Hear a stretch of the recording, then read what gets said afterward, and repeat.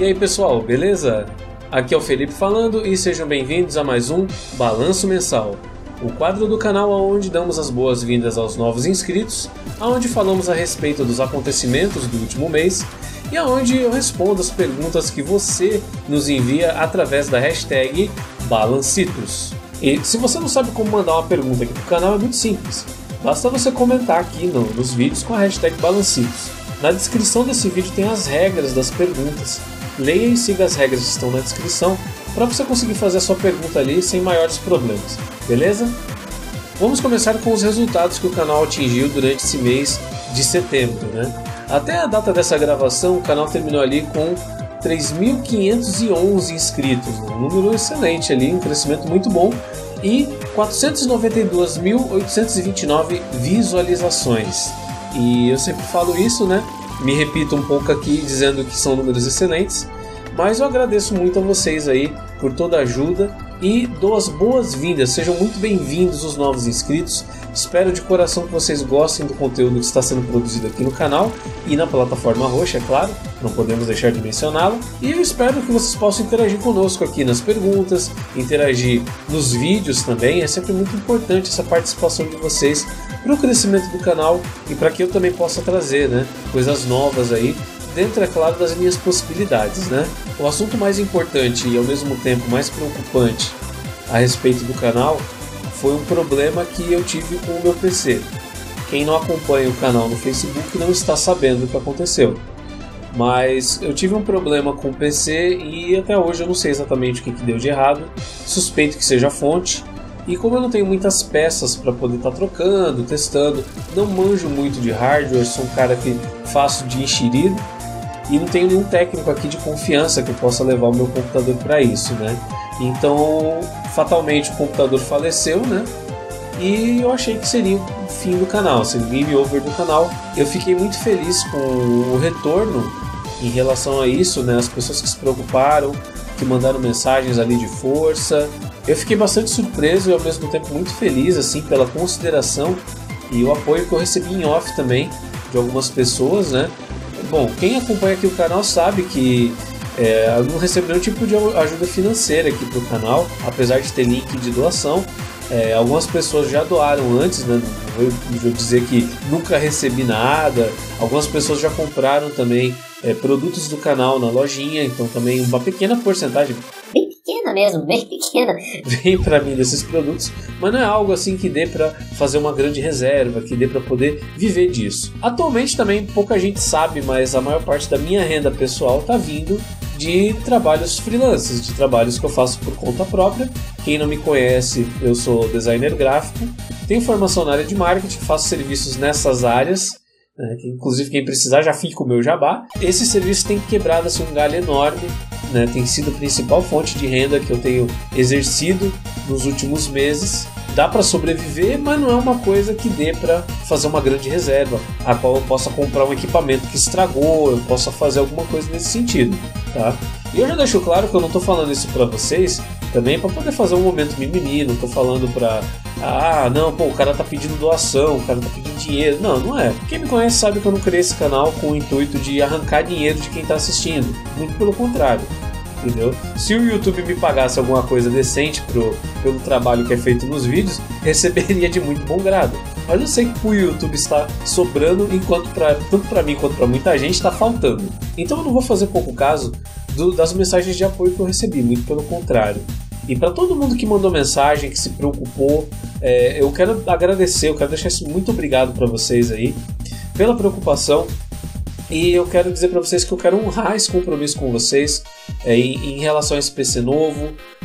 Uma outra coisa que eu tive problema foi o celular também. O celular estragou, caiu da minha mão. Eu, no reflexo, fui dar uma de Jack Chan, pegar ele no ar. Arrebentei com a tela do celular. O que foi? Cara, a tela ficou 90% inutilizável. Então eu não conseguia abrir notificação, eu não conseguia acessar o WhatsApp para avisar ninguém. Isso também é uma outra coisa que é aí onde a gente vê, né, o apoio, as pessoas que acreditam na gente, né. Eu agradeço por parte também da família da minha namorada que me ajudou com esse aparelho que eu estou usando para gravar hoje. Digo e repito, né, Eu vou honrar esse compromisso de estarem acreditando no meu trabalho aqui no canal. Quem não tá desse lado aqui da câmera, né, não sabe que o trabalho que dá para fazer um vídeo, até eu vou fazer, né, eu fiquei devendo aí, agora que tô com o equipamento já mais ou menos regularizado, eu vou fazer a série de vídeos de bastidores, mostrando para vocês um pouco do meu dia a dia de edição. E a pessoa geralmente não sabe do que está por trás disso. Então, quer dizer, às vezes falta luz no meio do caminho, às vezes você perde um projeto, buga programa, buga Windows, buga tudo. Essas coisas você só vê na hora que acontece. Uma outra coisa que eu queria comentar com vocês é o fato de ter mudado de computador. Nós fizemos um teste de live na plataforma roxa e isso foi muito importante porque o canal não tinha vídeos de determinadas plataformas por causa das limitações de hardware. E como eu disse para vocês, é um computador antigo, um pouco mais fraco que o outro, mas que possui uma pequena placa de vídeo simples de 512 MB. E essa placa de vídeo serviu para poder rodar jogos de Nintendo DS e de PSP. Então, isso foi algo histórico no canal, porque não tem nada dessas plataformas, basicamente. O PSP ainda tem umas 2 lives que foi feita do Maverick Hunter X, nos tempos áureos em que o computador antigo, o computador vermelho, que vocês viram nas outras gravações, né, ele estava intacto. Então, o que acontece? Agora vai ser possível. E quem não viu já perdeu uma live de Nintendo DS, que foi de Pokémon White. Começamos com Pokémon White, é um jogo que eu não conhecia. Conheci na live ali, teve a participação da galera, foi bem divertido. Então é isso que eu queria dizer para vocês. Talvez demore um pouco para sair algum vídeo, pode ocorrer algum tipo de atraso devido a esse problema de render que eu comentei com vocês. Mas em contrapartida, as lives estão indo de vento em popa. Estou tentando fazer mais de um jogo nas lives para poder também fazer mais de uma publicação no YouTube depois. Eu estou cortando, né, entre um jogo e outro para poder organizar um pouquinho melhor. Eu creio que isso vai ser bom para quem não pode assistir de repente uma live muito longa, como teve esses dias aí de perna longa que foi bem curta, eu achei que ia dar 2 horas, deu 1h30 se eu não me engano, e outras tantas aí que a gente já fez. Então agora a gente vai para o momento tão aguardado, que são as perguntas enviadas por vocês com a hashtag Balancitos. Bora lá. Tá, a primeira pergunta foi enviada pelo Idolatra Games Detonados. Ele perguntou: quando vai fazer um detonado de GTA San Andreas? Não sei.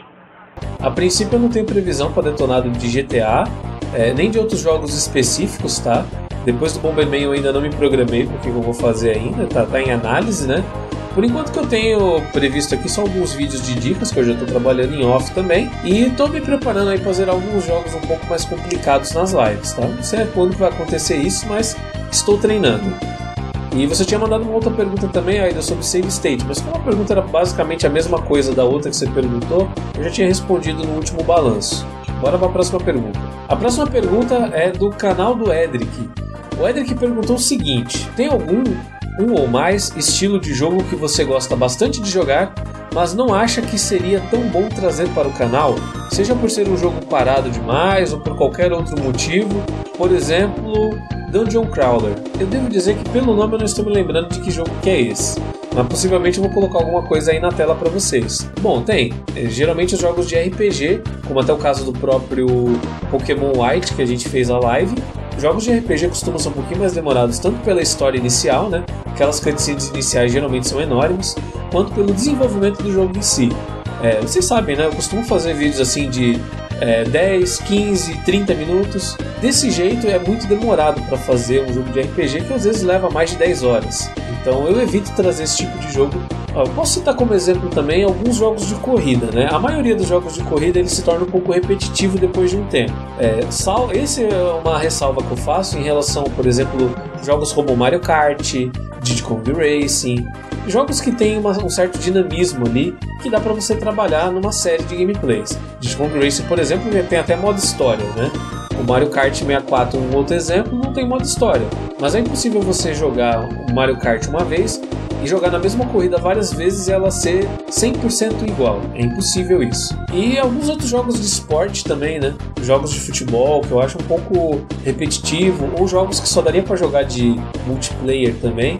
Não que o jogo seja apenas de multiplayer, mas jogando sozinho um jogo que tem a possibilidade de jogar de 2 pessoas e que tem uma dinâmica diferente, acaba ficando chato.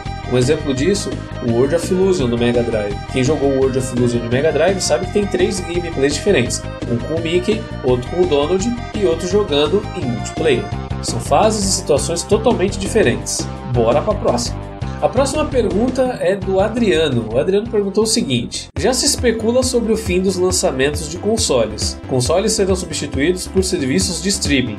Acha que isso pode virar realidade? Hello, darkness, my old friend. Então, Adriano, eu tô gravando essa resposta em separado porque na edição eu percebi que eu respondi a sua pergunta de uma maneira errada. Eu vi que você me perguntou ali sobre a questão dos consoles se tornarem futuramente uma espécie de serviço de streaming, um serviço contratado e deixarem de ser objetos físicos, né? Tal qual um computador ou mesmo, né, um console de mesa ou portátil. Eu havia entendido como se você estivesse perguntando dos jogos, né? Se os jogos virassem um tipo de streaming, e acabei respondendo besteira, tá? Vamos agora à resposta correta. Eu não sabia disso, eu não tinha conhecimento de caso de tipo, a tecnologia estaria arrumando para este caminho. Depois que eu reli ali a tua pergunta, que eu vi que eu respondi errado, eu pesquisei. Eu pesquisei e vi que existe até empresas, que eu não vou fazer jabá aqui para essas empresas, mas que estão trabalhando com isso, para que as pessoas possam usar o celular como controle e jogar em qualquer computador, seja PC, notebook, etc. Ou no próprio celular, pelo que eu vi. O que eu acho sobre isso, eu acho sim que é possível, né? Tanto que eu vi que já tem gente fazendo, eu só não acho viável. Eu não acho viável e não acho viável num cenário, por exemplo, como o Brasil. Aqui, do jeito que o país é atrasado, com certeza vamos continuar ainda na Idade da Pedra por alguns tempos, né? Vocês viram o tempo que demorou para poder vir aqui, tecnologia de controle sem fio, o próprio Nintendo Wii, que marcou uma mudança na tecnologia de sensores de movimento, né? Apesar de ter seus problemas, eu não estou defendendo nem criticando aqui, mas no sentido do console se tornar um serviço, eu achei interessante, mas eu não achei viável pelos seguintes pontos. Primeiro ponto é a questão da acessibilidade. Quem é que vai ter acessibilidade para esse tipo de tecnologia aqui no Brasil? Ninguém.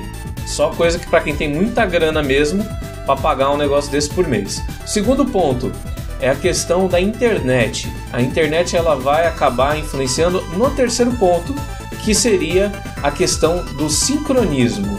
A sincronia de você jogar pelo celular e a coisa acontecer, ela vai depender da tua internet, do computador que você vai jogar e do celular. Então, eu acho essa tecnologia uma merda! Uma merda. Eu acho que não vai funcionar direito, só em países de primeiro mundo, com a internet super veloz. Aqui no Brasil, com quedas e todos os problemas que temos, não vai dar certo. Um outro fator é a questão da limitação gráfica, tá?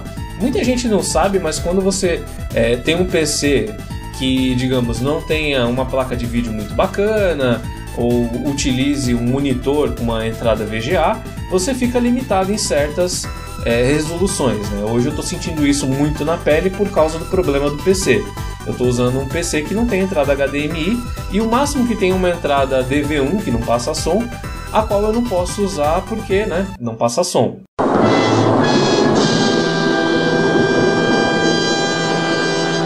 Então teria que converter VGA para DVI, o que acaba dando no mesmo e não resolve o meu problema. Mas enfim, a questão da tecnologia é isso. É uma tecnologia interessante, eu achei bastante interessante mesmo, né? Eu vi as pessoas jogando jogos modernos e jogos antigos nisso na internet, só que não acho válido, não acho que é uma coisa que realmente vá adiantar alguma coisa, significar uma melhora ou piora no sentido no caso das empresas, né? Posso me surpreender, né?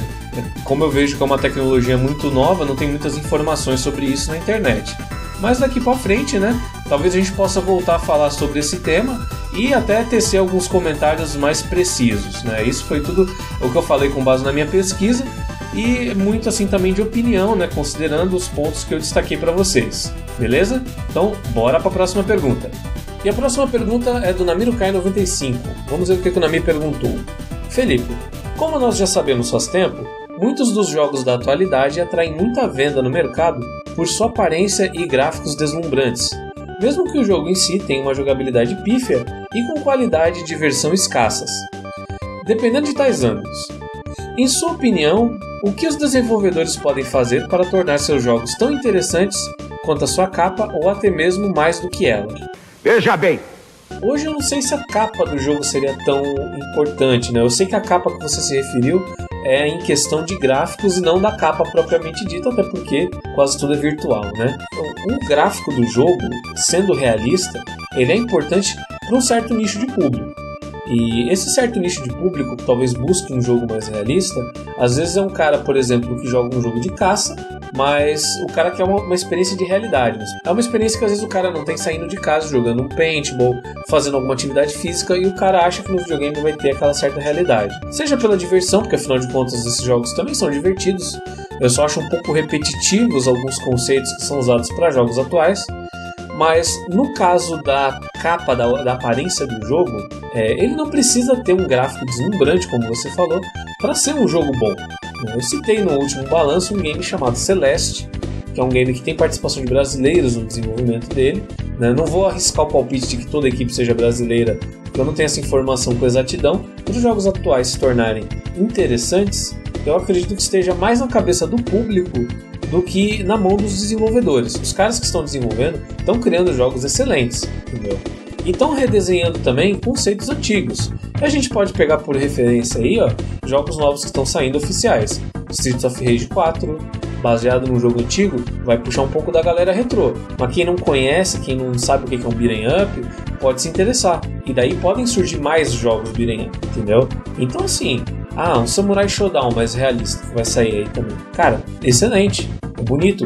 O gráfico do Samurai Shodown pra mim já é perfeito do jeito que ele é. No estilo de desenho dele mais antigo, quando era Samurai Spirits no Mega Drive, pra mim é o auge daquilo ali. É o auge porque é um gráfico desenhado, bonito, um gráfico que retrata o que eu vejo daquele jogo. Vocês que estão jogando veem Samurai Shodown. Eu na época via Samurai X.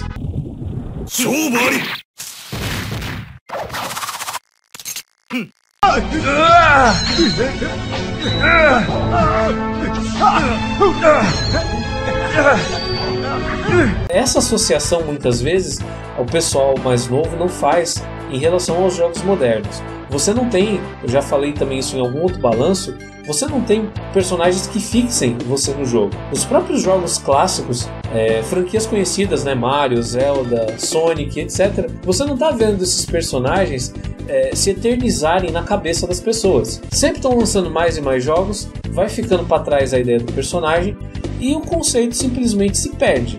Porque tem um jogo do Sonic que é o Sonic gordinho, o outro é o Sonic impostor, o outro é o Sonic impostor do futuro. Cara, você perde a referência.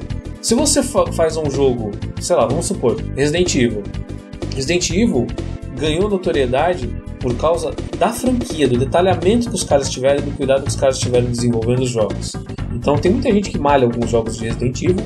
Não posso falar a respeito disso porque não é minha especialidade, mas o que fica bem claro em Resident Evil são os protagonismos e as trocas de personagem entre um jogo e outro. Por que no Resident Evil o Leon é considerado um dos melhores personagens? Não, porque o cara é demais, o cara fez lá um negócio, pulou, matou 200 zumbis com um tiro só e não sei o que. Pode ser por isso. Às vezes um feito, uma realização do personagem no jogo acaba imortalizando ele numa franquia. Isso acontece em Resident Evil, acontece em Silent Hill. A empresa tem que trabalhar no game como um todo, não apenas no gráfico. Bora para a próxima pergunta. A próxima pergunta é do Rômulo Bezerra. O Rômulo perguntou o seguinte: na época do Super Nintendo versus Mega Drive, a famosa guerra de consoles, você já estava jogando videogame? Se sim, você imaginaria que os dois mascotes dos consoles, Mario e Sonic, iriam tomar essa proporção de hoje? Se falassem pra você naquela época que os dois rivais iriam se juntar em games futuros, como seria a sua reação? Então, Rômulo, não só jogava videogame nessa época, como eu já jogava há bastante tempo já. Poucas pessoas sabem, mas meu primeiro videogame foi um Atari 2600 e depois dele eu tive acesso a Master, Mega, Super Nintendo, né? Cada qual no seu tempo. Eu não tive Mega e Super Nintendo ao mesmo tempo, não se tinha dinheiro para isso na época. Então, eu tive o Mega Drive primeiro, depois eu vendi o meu Mega Drive para ter um Super Nintendo. Em relação ao Mario e o Sonic, eu reagiria, eu acredito, como eu reagi quando eu vi a primeira vez essa palhaçada. Claro, vamos colocar as coisas no seu devido lugar. Uma coisa é você ver um game onde dois personagens de franquias diferentes trabalham juntos ou são adversários, enfim. A gente pode citar até um exemplo de Donkey Kong, né? Mario vs Donkey Kong, que também é um joguinho até mais atual, né, pra falar. Mas uma coisa é isso, uma coisa é você ter os dois personagens ali exercendo suas funções e competindo entre si. Outra coisa que a gente tem é o lixo, que eu chamo de lixo com todas as letras, que é o Mario e Sonic nas Olimpíadas. Por que eu tô dizendo isso, minha gente? Alguém já jogou Track Field? Alguém que tá vendo esse vídeo? Já jogou Track Field de PlayStation 1? Sabe o que é um jogo de Olimpíadas? Sabe o que é um California Games?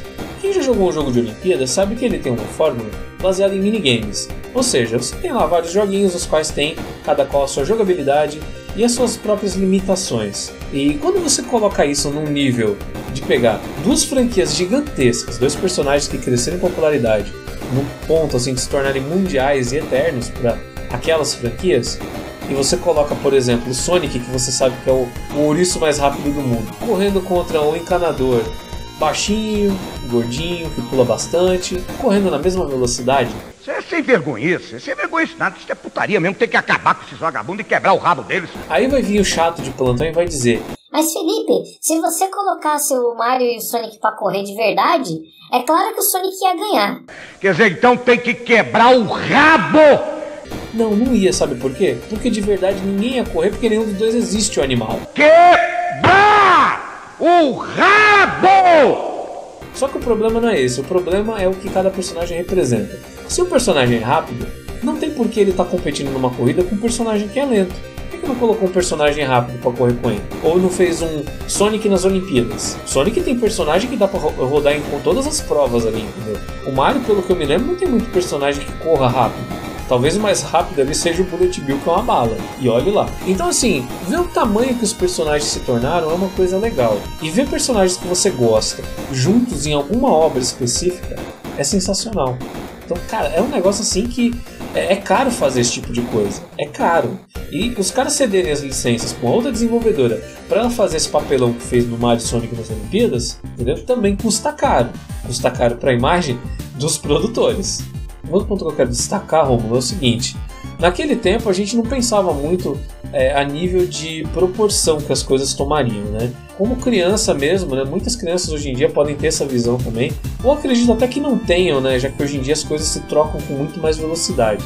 Mas na minha época, olha aí, falando que nem velho já, na minha época você não imaginava que o Mega Drive ia acabar, ia parar de ser vendido, que você ia ter que jogar por emulador. Você não imaginava que você ia ter a oportunidade de ter um computador onde você pode jogar os jogos e pode usar um controle de um console diferente. Entendeu? Você pode gostar mais do controle de Mega sem problema nenhum. Mas você não imaginaria que você ia poder pegar, plugar o controle de Mega em algum lugar e jogar Super Nintendo. Esse tipo de conceito a gente não tinha ideia. Então quando você cresce e tem uma infância regada a jogos 2D e vê essa transição da tecnologia do 2D para o 3D, você não tem como imaginar que patamar que as coisas vão tomar. Então, com você, como uma boa criança com uma imaginação ativa, você vai imaginar como que seria o Sonic na realidade. Como que seria ter o Sonic correndo por aí? Será que ele teria a mesma aparência? Será que ele é daquele jeito mesmo? São coisas assim que você imaginaria. Isso até eu faço uma ressalva aqui em relação a uma série do Mario Bros que passava no finalzinho dos anos 80, começo dos anos 90 ali, que botaram dois caras super mal trajados lá pra ser o Mario e o Luigi. E eu vou ver se eu acho alguma cena, alguma imagem disso aí pra colocar pra vocês. Mas aquilo ali era muito tosco, aquilo ali destruía a imagem de que o Mario era de um jeito no desenho e de outro na realidade, né? Você tinha até medo que o Yoshi passasse...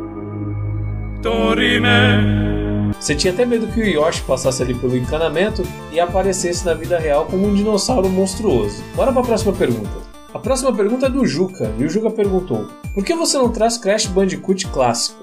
Já faz um bom tempo que não ouvi sobre ele depois do remasterizado que fizeram. De fato, o pessoal perdeu muito hype do Crash remasterizado porque a maioria só ficou jogando Crash 3, né? Ignoraram praticamente. Aliás, ignoraram não, na verdade seja dita, poucos canais fizeram o 1 e o 2. Os que fizeram muito bem, inclusive.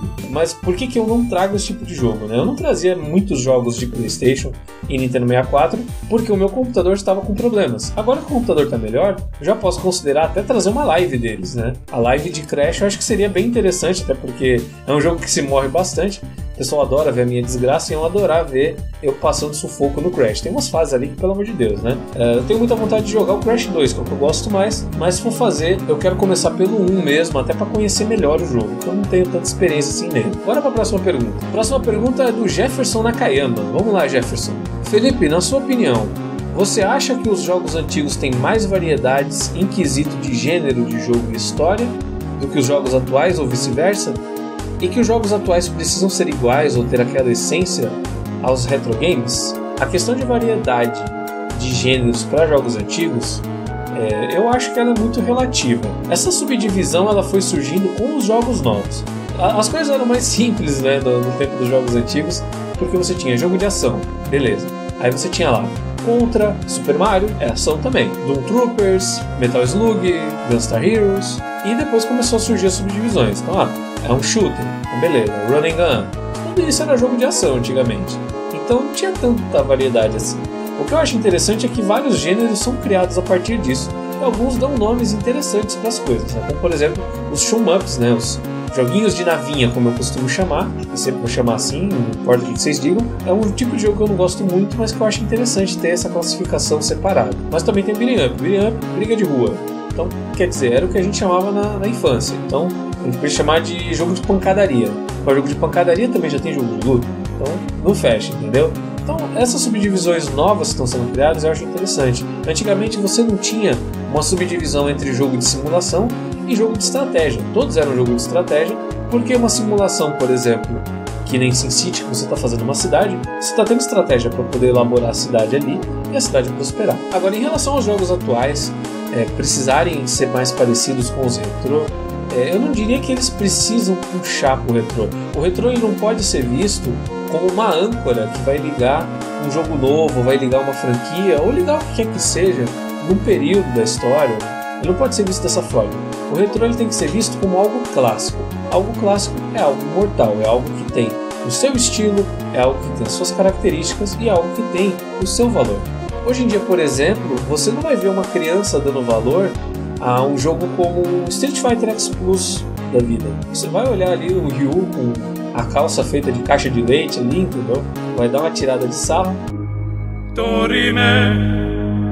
e vai voltar a jogar Battlefield 12, entendeu? É isso que acontece. Então a essência que eu gostaria que os jogos novos carregassem é de trabalhar velhos conceitos de uma forma mais caprichada. O que a gente vê, né, que foi até alvo de outra pergunta aqui no balanço, foi a questão de gráficos. Porque o novo The Last of Us tem um gráfico muito bonito, não sei o que. Mas cara, que valores que aquele jogo tem? O jogo antigo ele tinha valor. Por quê? Porque ele trazia aquele conceito caprichado. Ele não era uma receita de copiar e colar. Mas é muito mais fácil fazer desenho animado copiando e colando, porque você faz o desenho do cara uma vez só.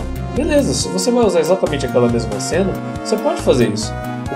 Não é porque o cara levantou a mão uma vez de um jeito que ele nunca mais vai levantar do mesmo jeito. Então essa reciclagem, Jefferson, que estão fazendo nos jogos atuais, é o que eu acho que está carecendo da essência dos antigos. É pegar essa qualidade, é pegar uma coisa bem trabalhada. Assim, eu não estou metendo a lenha, deixo bem claro isso pra galera, de todo desenvolvedor de jogo novo. Muito pelo contrário. Quem sabe aí, eu estou estudando um pouco de desenvolvimento de jogos também, estou tentando fazer alguma coisa por minha conta de enxerido, então eu entendo que tem um certo esforço para isso. Agora, não me venha lançar o mesmo jogo todo ano, com um número diferente, e botando um detalhezinho a mais ou outro na graminha, entendeu? Crie coisas novas, crie coisas novas.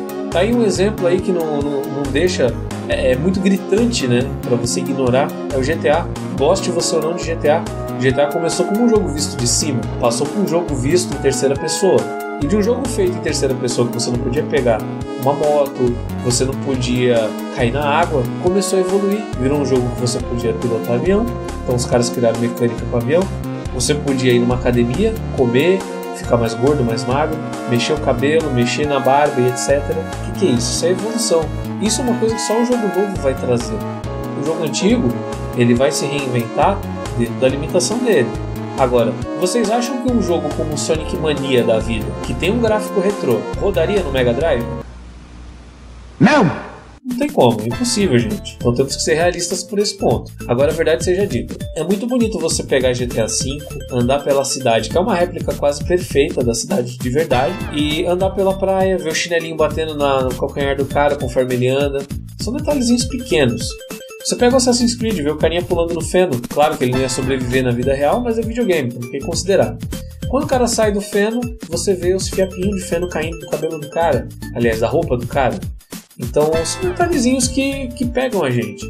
E isso é a beleza, isso é a qualidade. Isso aí é um cara que é atento aos detalhes. E muitas vezes a gente não vê essa atenção em tudo. Bom, é isso aí. Eu espero ter respondido bem todas as perguntas aí. Mais uma vez eu digo pra vocês, né? Quem quiser mandar uma pergunta aqui pro canal, se atente às regras na descrição desse vídeo e mandem as perguntas nos comentários com a hashtag Balancitos, a hashtag que você viu durante todo esse quadro e que eu mencionei durante o balanço. Muito obrigado a você que assistiu o vídeo até aqui. Se possível, deixe o seu like, compartilhe com os amigos também o vídeo, não custa nada pedir, né? E se inscreva no canal caso não seja inscrito. Se você chegou de paraquedas aqui, seja muito bem-vindo e nos vemos no próximo vídeo. Aqui é o Felipe falando, fiquem na paz e continue lembrando game.